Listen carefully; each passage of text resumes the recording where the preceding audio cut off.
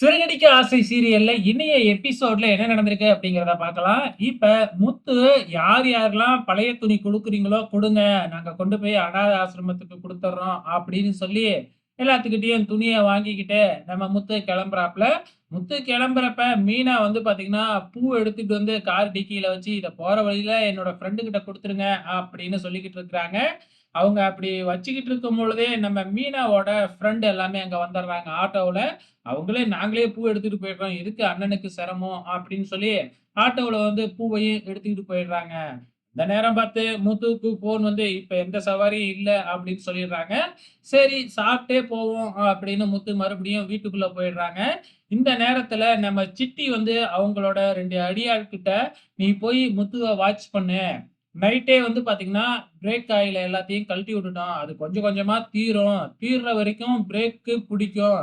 சுத்தமா தீர்ந்துருச்சுன்னா பிரேக் பிடிக்காது. நீங்க வேணும்னே முத்து கார் ஓட்டும்பொழுது பைக்ல போய் வம்பிழுங்க. உங்கள தொரத்திக்கிட்டு வேகமா வருவான். அப்ப பிரேக் பிடிக்காம போனதுன்னா ஆக்சிடென்ட் ஆகும். ஒண்ணு யார் மேலயாச்சும் ஏத்துவான். இல்லன்னா ஆக்சிடென்ட் ஆகி அவனுக்கு ஏதாச்சும் ஆகும். அப்படின்னு சொல்றாப்ல. அதே மாதிரி சிட்டியோட அடியாட்களும் வந்து முத்து எப்ப கார் எடுப்பான்னு காத்துக்கிட்டு இருக்கிறாங்க. இந்த பக்கம் வந்து பார்த்தீங்கன்னா, ரோகிணி பால்கனியில இருந்து என்ன நடந்திருக்குமோ, அந்த சிட்டி கார்ல என்ன பண்ணன்னு தெரியாம முழிச்சுக்கிட்டு இருக்கிறாங்க. ஸோ இந்த பக்கம் சாப்பிடறதுக்கு உட்காராங்க. ஆனா, இன்னைக்கு சமைச்சது வந்து நம்ம ஸ்ருதி தான்.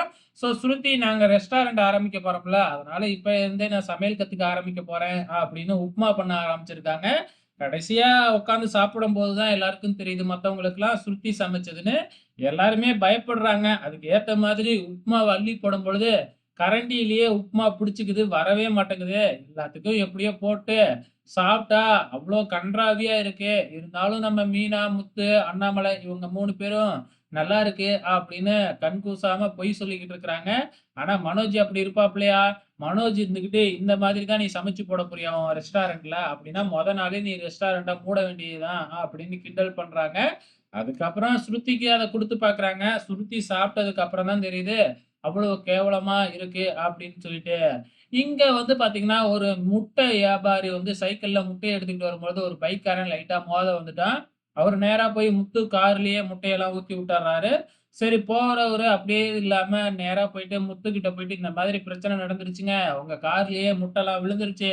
ஒரு பக்கெட்ல தண்ணி குடுங்க. நான் வேணா தொடச்சுட்டு போறேன்" அப்படின்னு சொல்றாங்க. ஆனா வந்து நம்ம மீனா இருந்துகிட்டு, "வேணாம் ஏற்கனவே உங்களுக்கு நஷ்டமாயிருக்கு. நாங்களே தொடச்சுக்கிறோங்க" அப்படின்னு அந்த முட்டை வியாபாரிய அனுப்பி வச்சர்றாப்புல. ஸோ இதோட இன்னைக்கு முடிஞ்சிருக்கு. அடுத்த வாரம் என்ன நடக்கப் போகுது அப்படிங்கிறத பொறுத்திருந்து பார்க்கலாம்.